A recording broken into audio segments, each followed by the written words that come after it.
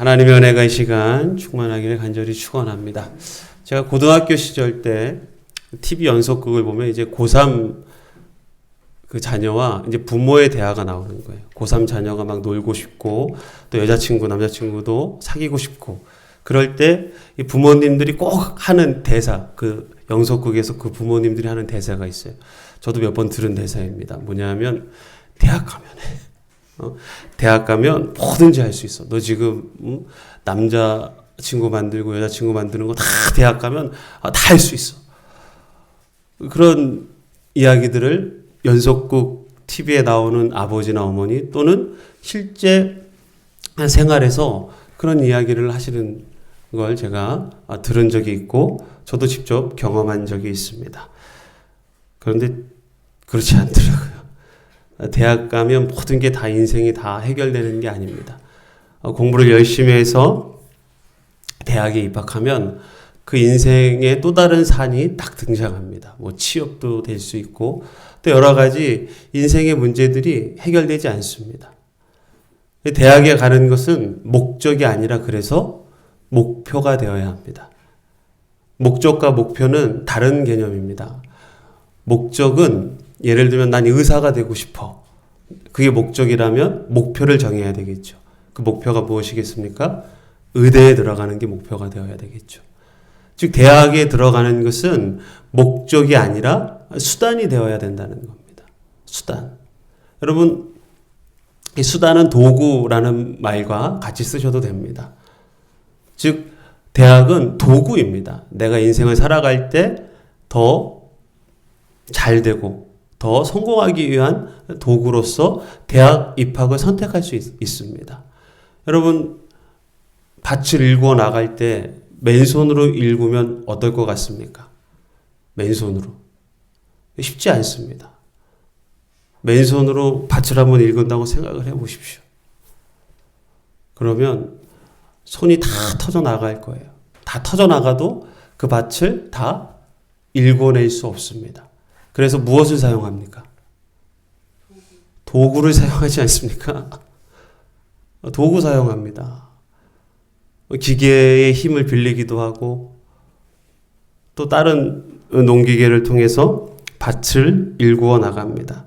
그래서 도구는 일을 더 쉽고 빠르고 정확하고 잘할 수 있게 만들어줍니다. 미국 가정에서 그 원예를 할 때 그 뭐 밭을 가꾸고 화단을 가꿀 때 우리나라 호미가 굉장히 인기라고 합니다. 그래서 뭐 K 원예라는 말이 생길 정도로 이 각 가정에서 이 호미의 인기가 대단하다고 합니다. 그 시작이 2018년에 그 경북 그 영주에 있는 한 대장간에서 미국 그 최대 온라인 쇼핑몰 아마존이라고 있습니다. 거기에 납품을 하기 시작한 거예요. 근데 미국 사람들이 이 호미를 이제 쓰기 시작한 거예요. 그랬더니 너무 좋은 거예요, 이 호미가. 꽃삽이라고 이렇게 그 일자로 된 삽만 사용하던 이분들이 호미를 사용하니까 이 호미, 여러분 호미 베테랑들이시잖아요. 호미가 흙만 파는 게 아니고 여러 가지 일들을 다 할 수 있는 도구지 않습니까? 그게 다용 도구지 않습니까? 그래서 이 꼽산반 쓰던 미국인들이 기역자로 꺾인 이 호미는 이 아주 그냥 최고의 그 원예 도구가 된 거예요. 그래서 온라인 쇼핑몰에 후기를 남기는데 이렇게 남겼어요. 제가 직접 들어가서 봤어요. 지금도 아마존 홈페이지에 홈이라고 치면 그 진짜 우리가 사용하는 호미가 쫙 뜹니다. 영어로 홈이 이렇게 치면 호미가 쫙 뜹니다. 근데 별점이 여러분 5개거든요. 별이 5개인데 무려 별이 5개. 별이 5개예요. 아니면 4개 반. 댓글을 제가 읽어봤는데 다 좋은 댓글이에요. 그래서 쓰기 편하고 손목에 힘을 많이 주지 않아도 된다. 아주 훌륭한 모양으로 이 곡선이든지 선을 팔 때, 선을 만들 때 아주 편하다. 잡기도 편하다. 이런 아주 칭찬 일색의 댓글들이 쫙 있더라고요. 지금도 있습니다. 그래서 이 미국인들 사이에서 호미가 핫한 아이템이래요. 핫한 아이템. 핫템이래요. 아이들 말로는 핫템이래요. 왜냐하면 쓰기 편리하니까. 원해할 때 굉장히 유용하니까. 여러분, 좋은 도구는 일을 편하고 쉽게 하며 잘 마무리할 수 있게 해줍니다. 농사뿐 아니에요. 건축이라든지 또 여러 가지 또 일을 할 때에도 이 도구가 좋으면 일을 쉽게 합니다. 그래서 어떤 분이 그 말씀 하시더라고요. 도구가 원래 일을 하는 거라고. 도구가 원래 일을 하는 거라고 그런 말을 제가 들은 적이 있습니다. 여러분, 삶의 목적이 있고 삶의 목표가 있습니다. 그 삶의 목표를 이루어 나가기 위해서는 좋은 수단이 있어야 돼요. 좋은 도구가 있어야 합니다. 오늘 본문 말씀을 보면 예루살렘 성벽이 완전히 완공, 재건되었습니다. 오늘 본문 말씀 15절 말씀을 보면 성벽 역사가 52일 만인 엘루월 25일에 끝나매. 무려 성벽 재건하는데 52일밖에 걸리지 않았습니다. 여러분, 성벽을 재건하는 것은 느헤미야에게, 이스라엘 백성에게 목표였을까요? 목적이었을까요? 성벽을 재건하는 것은, 성벽은 수단이었습니까? 목적이었습니까? 목표였습니다. 수단이었어요. 성벽을 재건하는 것이 목적이 아니라 성벽을 재건함을 통하여, 그 성벽을 통하여 예루살렘 주민들의 삶을 안정시키고 평안하게 만들기 위해서였습니다. 성벽은 예루살렘 주민을 이방 족속들, 이방 민족들로부터 지키기 위한 수단이지요. 목적이 될 수 없습니다. 여러분, 느헤미야서는 예루살렘 성벽을 재건하는 내용이지만 본질은 이스라엘 민족의 신앙의 회복이며, 이 무너진 성벽과 이 성문을 재건한 후에 이스라엘 민족은 하나님 백성으로서의 정체성을 회복합니다. 성벽을 짓는 과정, 성벽을 완성하는 것은 수단이에요. 그것을 통하여 이루고자 하는 일들이 있는 거예요. 여러분, 교회 건물이 중요한 것은 하나님을 만나는 장소이기에 중요한 겁니다.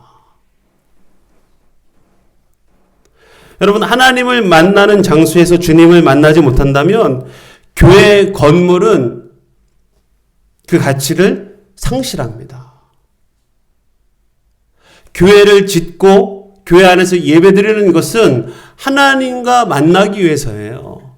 하나님과 친밀한 교제를 위해서 장소를 만든 겁니다. 하나님께 예배하기 위하여.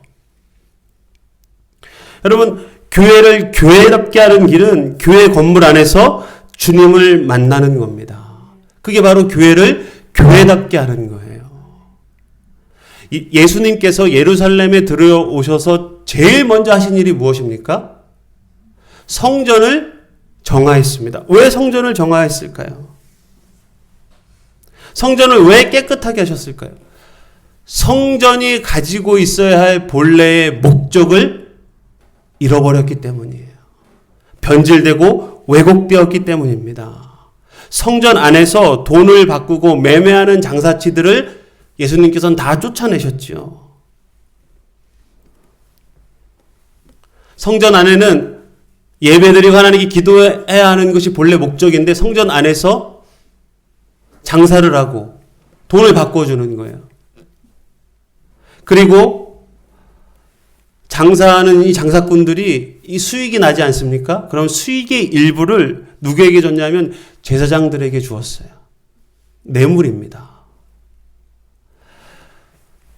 유월절이나 아니면 제사를 드리러 성전으로 갈 때 집에서 가장 좋은 가축, 양이나 염소를 데리고 갑니다. 가장 좋은 것, 흠이 없는 것, 그것을 데리고 와요. 그러면 그것을 감별하는 제사장이 있었습니다. 이것이 흠이 있는지 없는지를 구분해내는 제사장이 있었어요. 집에서 가장 좋은 양이나 염소나 아니면 다른 제물을 데리고 가는 거예요. 가서 이제 제사장에게 보여주는 거예요. 이게 제물에 맞도록 흠이 없는 것인지 이 율법에 비추어서 그것을 감별합니다. 그런데 제사장들이 가장 좋은 것을 데리고 왔지만 엄청 까다롭게 심사를 하는 거예요. 쉽게 이야기하면. 그래서 아주 작은 흠이라도 참는 거예요.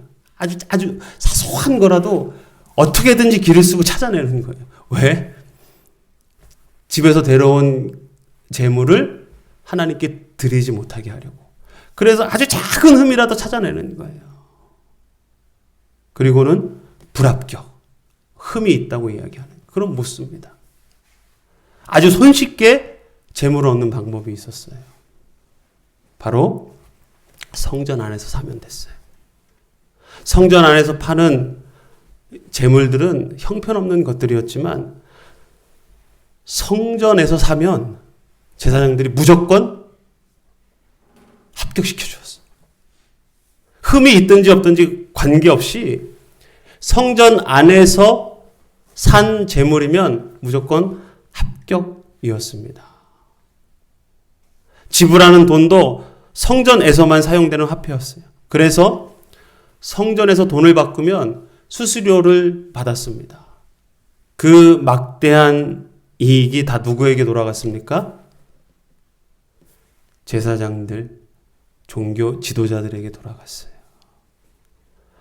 성전을 중심으로 엄청난 이권이 형성되었습니다. 하나님의 집이 마땅히 해야 할 일, 하나님의 집을 지은 그 목적이 변질되고 왜곡되고 사라져버렸어요. 그래서 예수님은 성전을 깨끗하게 하셨어요.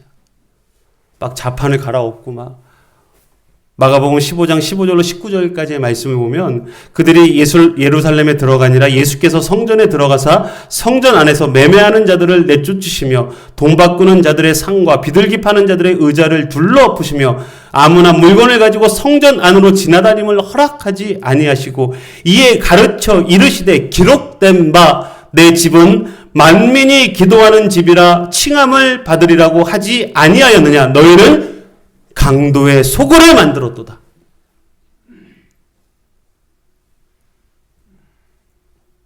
수단이 목적이 되었을 때 변질됩니다.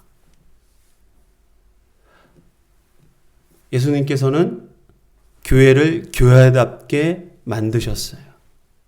여러분, 교회를 건축하는 것은 교회의 목표가 되어야 합니다. 교회 건축이 목적이 되어서는 안 됩니다. 교회 건축이 목적이 되면 그 순간 교회는 변질됩니다. 신앙은 왜곡됩니다. 비틀어집니다. 삐뚤어집니다.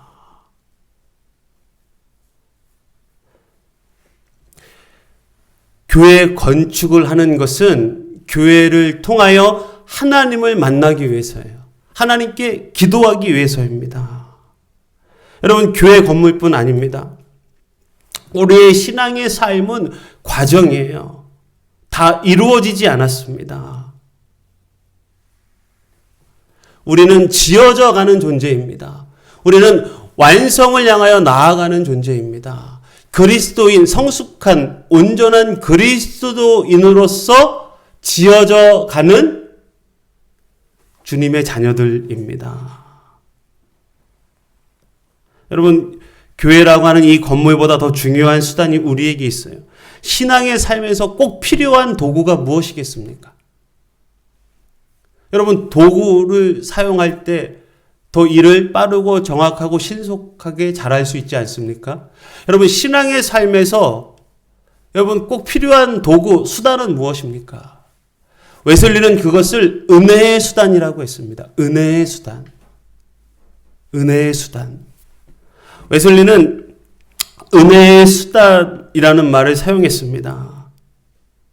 웨슬리는 은혜의 수단 자체를 목적으로 착각하고 그래서 종교의 자리를 하나님의 형상을 따라 새로워진 마음에 두기보다는 오히려 은혜의 수단의 외적 수행에 들여는 자들이 있다고 말했습니다. 그 은혜의 수단이 뭐예요? 기도, 성경, 그리고 성찬을 말합니다. 여러분, 기도, 성경, 성찬은 목적이 아니라 은혜의 수단입니다. 은혜의 수단을 여러분 사용하셔야 합니다. 기도하는 것 자체가 목적이 아니에요. 기도를 통하여 주님을 만나는 것이 목적입니다. 성경 그 읽는 것, 지식을 쌓아가는 것, 그것이 목적이 아니라 성경을 읽고 하나님에 대하여 알을 통하여 하나님과의 친밀한 교제를 하기 위함입니다. 도구의 편리함이 있습니다. 그 도구가 만들어진 목적이 있어요. 이유가 있어요. 하나님께서는 우리에게 은혜의 수단을 주셨어요. 기도하라고, 성경을 보라고, 또 성만찬을 하라고 주셨습니다. 그 중에 말씀과 기도는 우리 삶 가운데 매일 이루어져야 하는 수단들이에요. 그래서 웨슬리는 은혜의 수단을 사용하는 우리의 자세가 어떠해야 하는지를 설교했습니다. 이 은혜의 수단을 사용하는 우리의 자세가 어떠해야 하는지를 설교했습니다. 여러분 들어보십시오. 첫째, 우리는 하나님께서 모든 수단을 뛰어넘는 분이라는 것을 늘 염두에 두어야 합니다. 그저 매 기도의 시간 그분의 나타나심을 기다리십시오. 그분은 항상 구원할 준비가 되어 있고 항상 구원하실 수 있으며 항상 구원의 의지를 불태우고 계십니다. 둘째, 수단 자체에는 아무 힘도 없습니다. 이게 중요해요. 수단 자체에는 아무 힘이 없다는 거예요.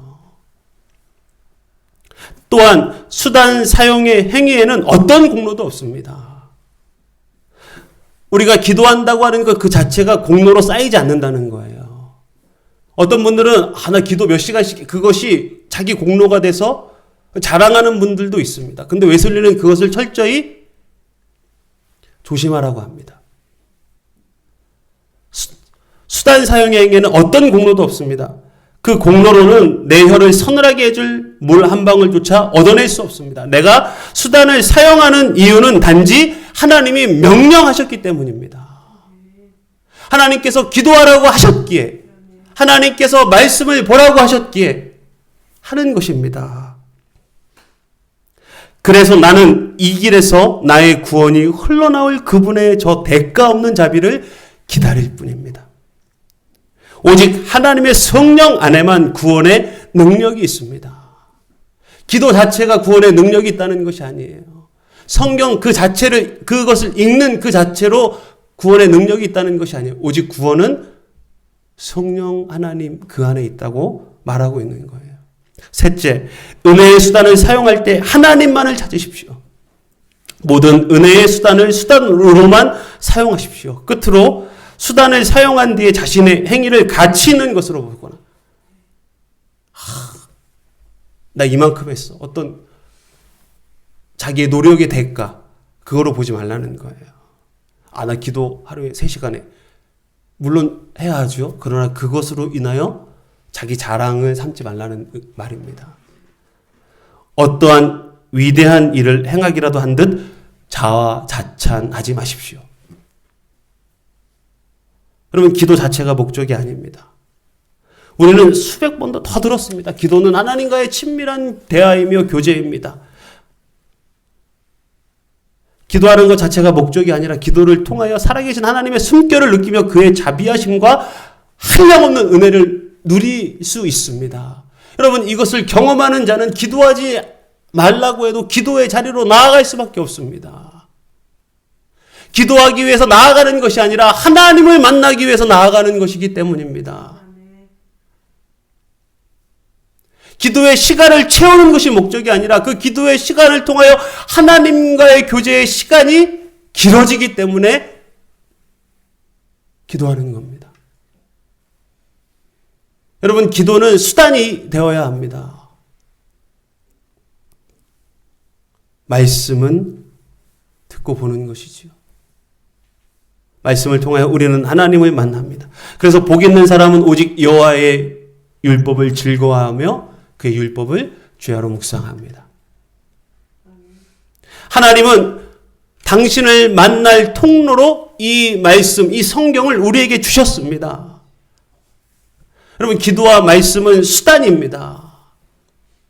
하나님과 만나는 축복의 통로 중에 하나입니다. 여러분, 느헤미야의 말씀을 보면 우리가 주목해야 할 점은 성벽을 완성했다. 52일 만에 완전히 재건하였다. 그것이 아니라 여러분, 성벽 제거는 이방민족의 끊임없는 방해와 위협에도 끝내 이루어졌습니다. 우리가 주목해야 할 점은 성벽을 쌓는 과정에서 예루살렘 주민들의 변화입니다. 성벽이 쌓아지는 과정에서 이스라엘 민족이 변했습니다.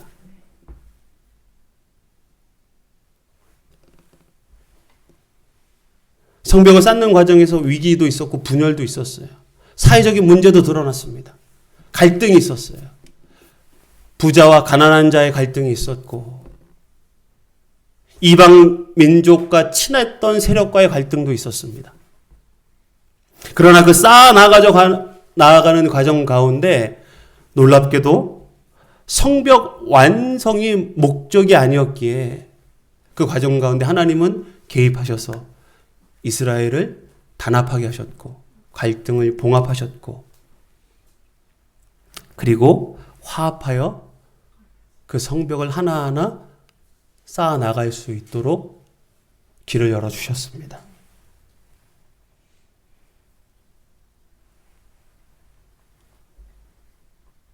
빈부의 격차와 이방민족의 끊임없는 침략 속에 의기소침해 있던 분열되었던 유대인들은 성벽을 재건하는 과정에서 화합과 조화를 이루어 나갔습니다. 이것이 목적이었던 거예요. 성벽을 재건하는 것 그 자체가 목적이 아니었습니다.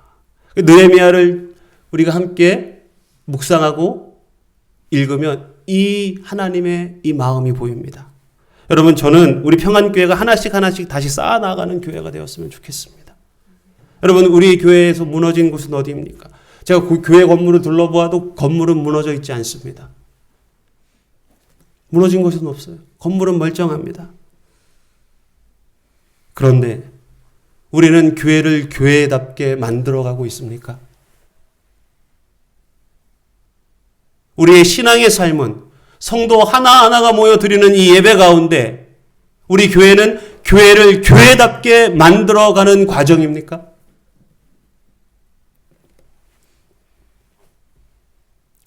저와 여러분이 교회를 교회답게 이루어가는 과정 안에 우리가 속해 있습니까? 주님이 핏값으로 사신 주님의 몸된 이 교회를 우리는 지금 어떻게 만들어가고 있습니까? 저 개인의 문제가 아닙니다. 저와 여러분의 문제입니다.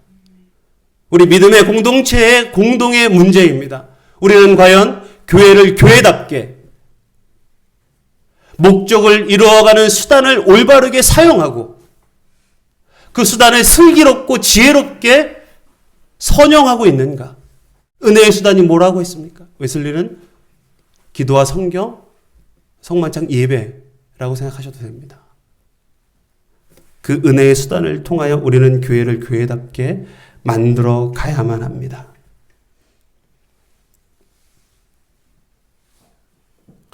기도가 무너져 있다면, 기도의 도구가 다 망가지고 낡아져 있다면, 여러분 다시 나를 세우고 다시 고치면 됩니다. 성경이 무뎌져 있다면 다시 바짝 나를 세우면 되는 줄 믿습니다. 여러분, 그래서 서로 만들어가는 거예요. 교회는 누구 한 사람이 잘해서 되는 것이 아닙니다. 누구 한 사람이 특출나서 되는 것이 교회라면 저도 참 좋겠습니다. 그러나 그렇지 않아요. 하나님은 말씀을 통하여 우리에게 분명히 말씀하셨습니다. 합력하여 선을 이루라고. 너 혼자 선을 이루어 나가는 것이 신앙의 삶이 아니라는 거예요. 신앙은 그래서 완성되어져 가는 과정에 있는 겁니다.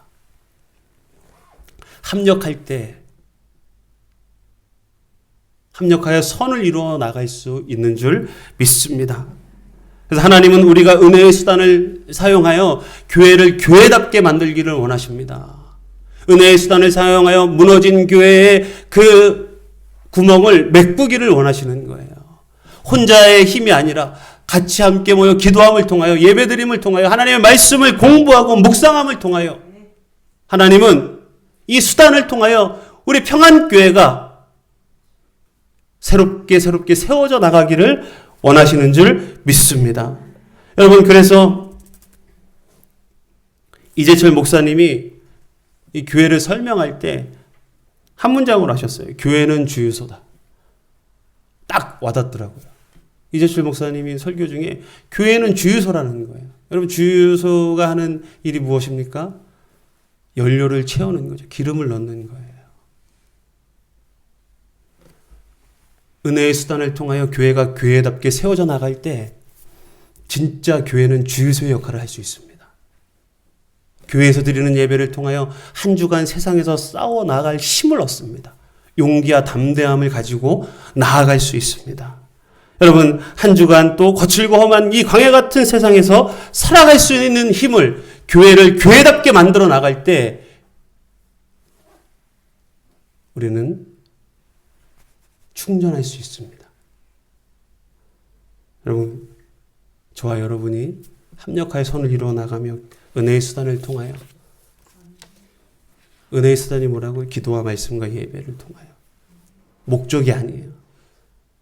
교회에 가는 것 자체가 목적이 아니고 교회에 와서 무엇을 하는가, 그것이 더 중요합니다. 그럴 때 하나님께서 우리에게 힘을 주시고 회복시켜 주십니다. 느헤미야의 말씀이 그거지 않습니까? 성벽을 재건한 후에 이스라엘의 신앙의 회복이 시작됩니다. 사회의 개혁과 변혁이 시작됩니다. 재건 후에, 다 완성된 후에. 왜냐? 성벽 재건이 목적이 아니었기 때문에 그렇습니다. 여러분, 우리의 예배, 우리의 기도, 우리의 말씀, 하나님의 성경을 읽는 것은 목적이 아니에요. 그 자체가 수단이 되어야만 합니다. 무엇을 이루어가는 수단입니까? 하나님의 은혜를 기다리는 수단, 하나님의 구원하심을 기다리는 수단이 되어야 되는 줄 믿습니다. 아멘. 우리 기도드립니다.